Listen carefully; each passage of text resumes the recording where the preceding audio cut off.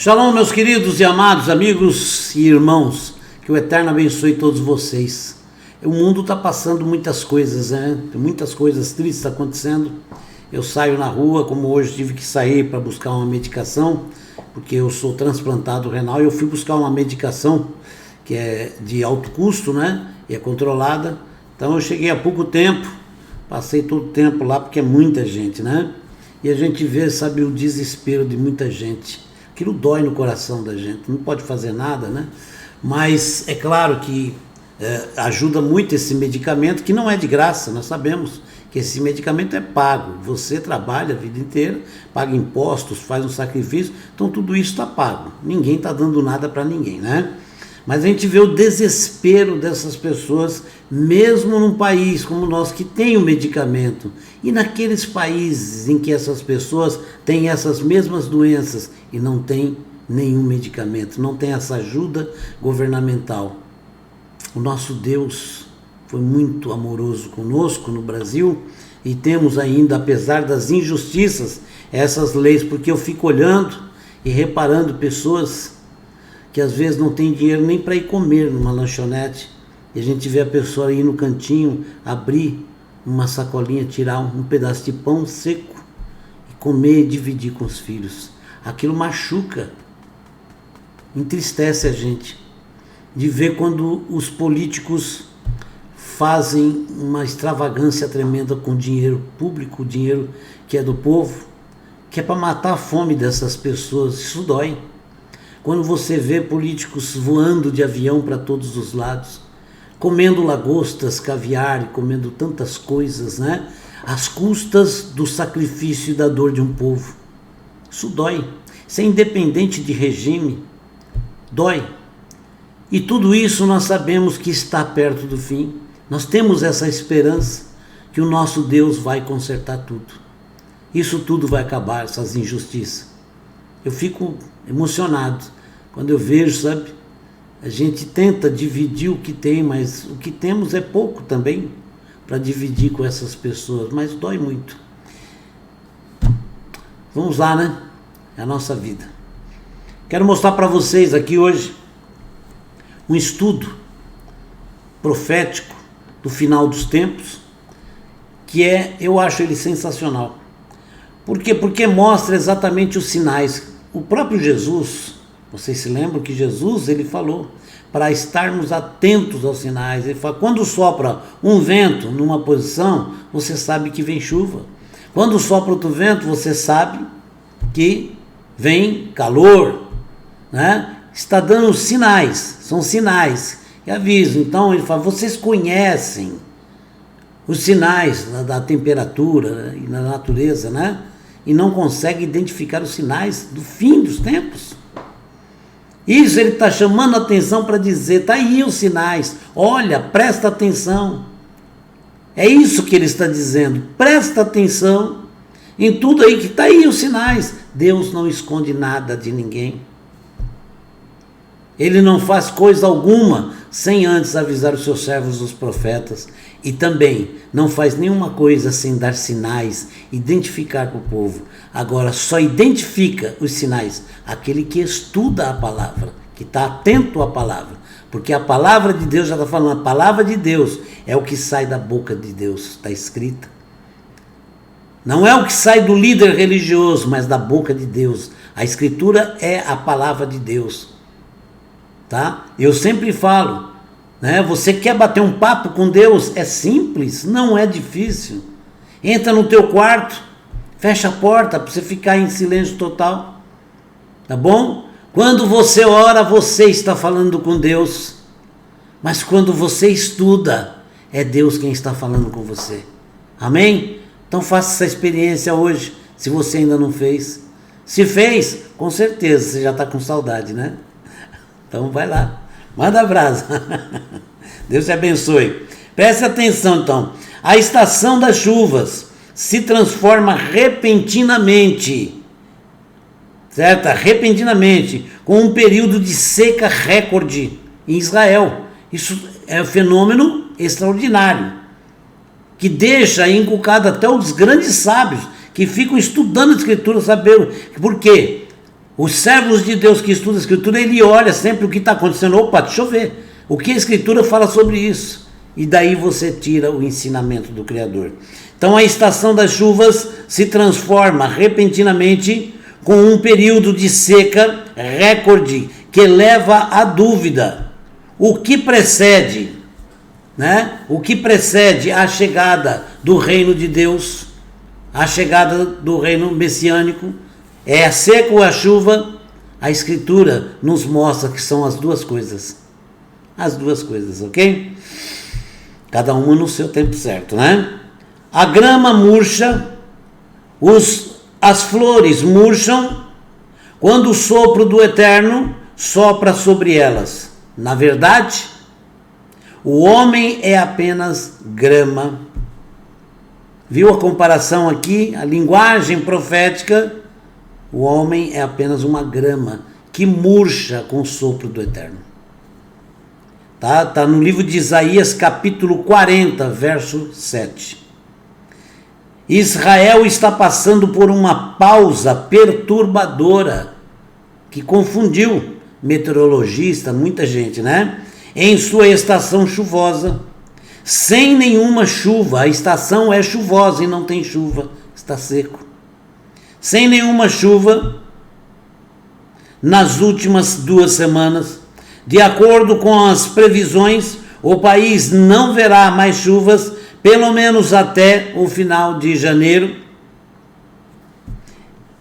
Extremos no clima israelense após chuvas, bem acima da medida nos últimos 2 invernos.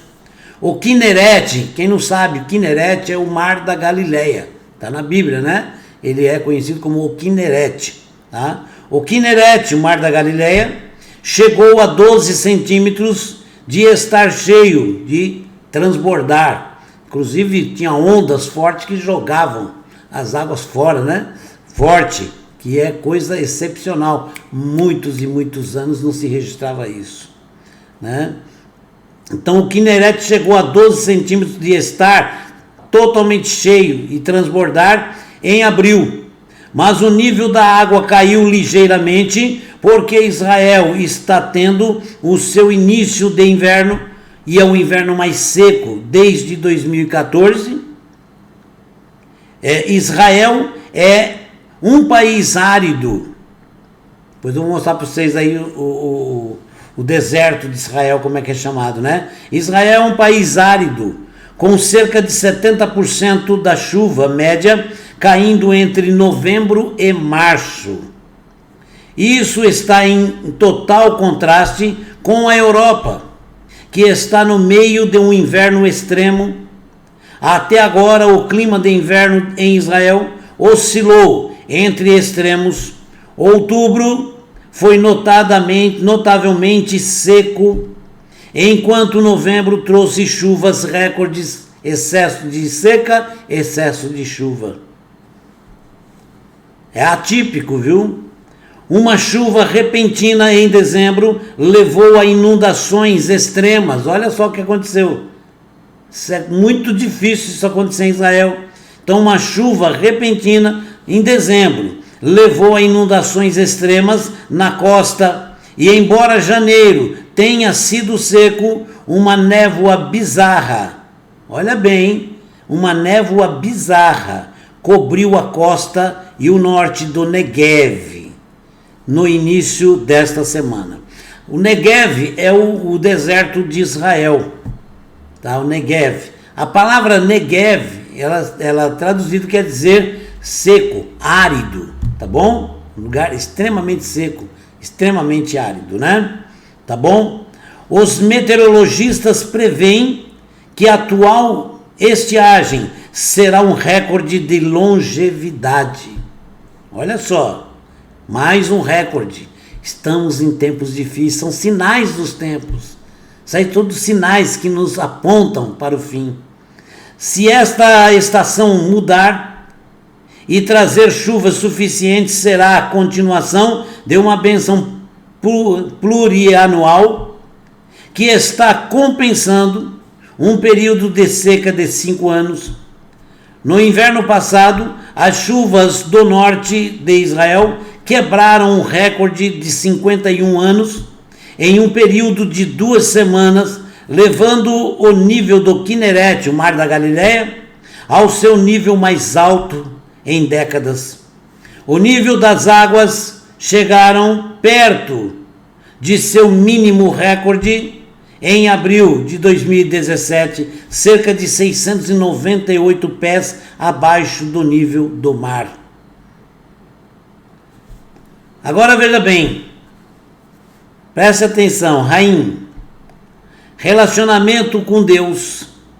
A chuva em Israel é um reflexo da relação entre o povo de Israel e o seu Deus. É um sinal. Como a Bíblia diz, quando o povo caminhava bem, tinha bênçãos. E essas bênçãos incluem chuva, inclui temperaturas agradáveis, inclui produção da terra, a terra produzia mais. Tudo isso eram bênçãos. Mas quando o povo saía fora da verdade, da palavra, do caminho correto, se distanciava do seu Deus, o que acontecia?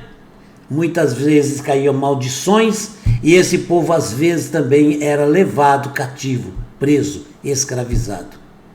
Olha lá, 70 anos em Babilônia, profeta Jeremias avisou, muitos falsos profetas chegaram, não acredita nele, ficava falando coisas bonitas que o povo queria ouvir, não, vai dar tudo certo, Deus vai abençoar, vocês vão tudo prosperar, e Jeremias falava, é mentira, Deus não falou com ele. Prestem atenção, voltem para Deus, entregue teu coração, se encurve e peça perdão, porque senão Deus vai permitir que Babilônia venha e leve vocês cativos. Não acreditaram e foi o que aconteceu. E Jeremias falou, 70 anos vocês vão ficar cativos. Com Deus não se brinca, não é? Se então você obedecer aos mandamentos que eu te ordeno, e você neste dia, amando o Eterno, seu Deus, e servindo-o com todo o seu coração e alma, eu concederei a chuva para a sua terra na estação, a chuva da manhã e a chuva da tarde. Amém?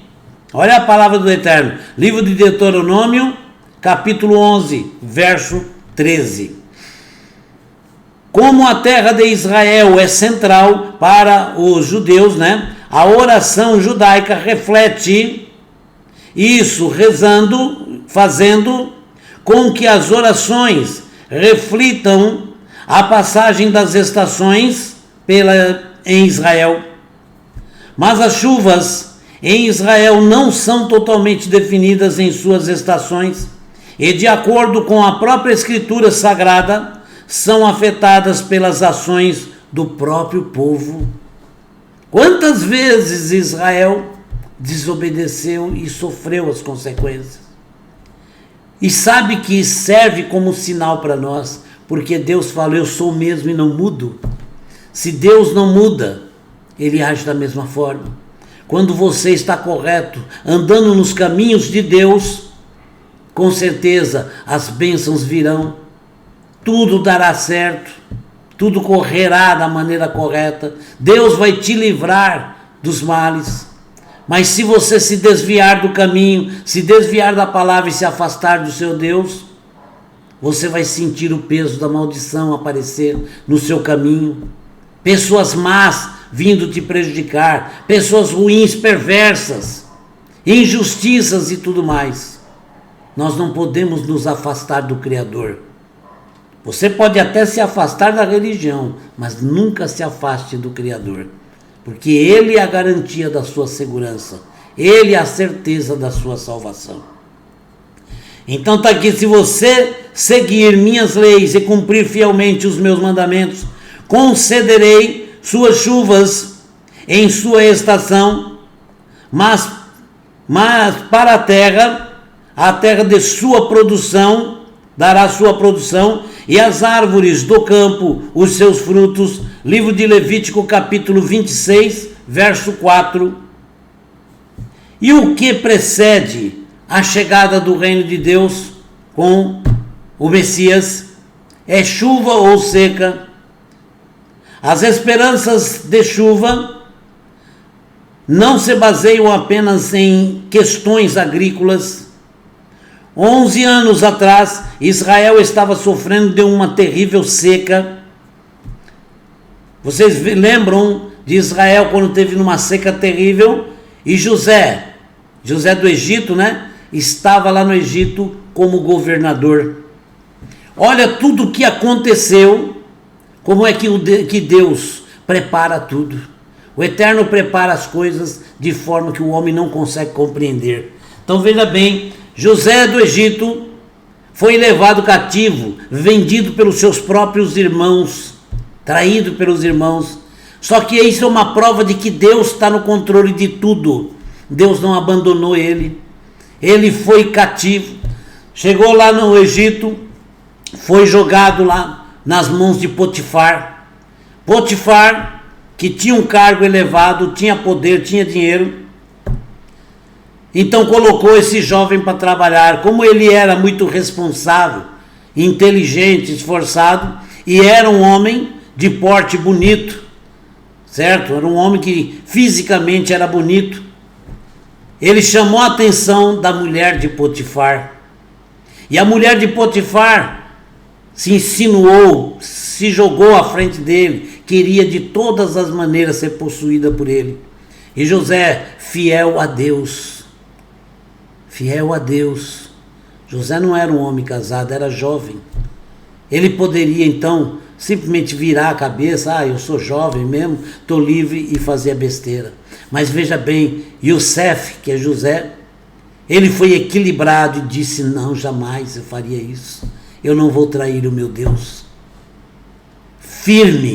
Esteve firme, e a mulher de Potifar era uma mulher linda, atraente, com todos os detalhes para tentar o homem. E José não caiu.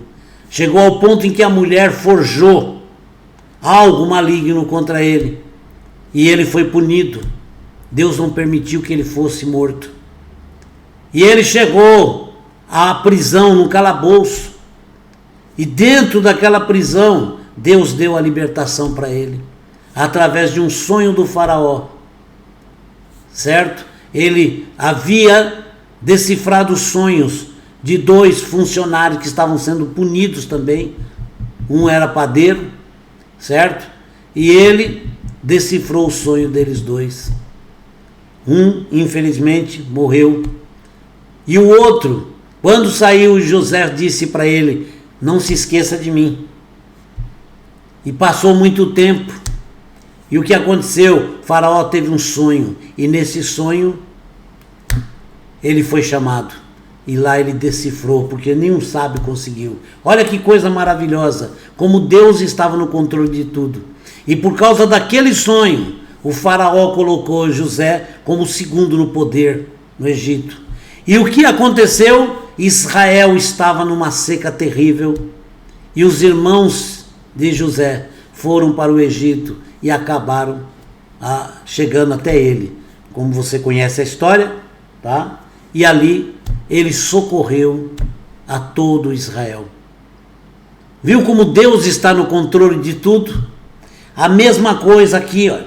As esperanças de chuva não se baseiam apenas em questões agrícolas. 11 anos atrás Israel estava sofrendo de uma terrível seca. Alguém perguntou ao rabino Dov Cook, um renomado rabino, estudioso e professor, quando o Messias chegaria.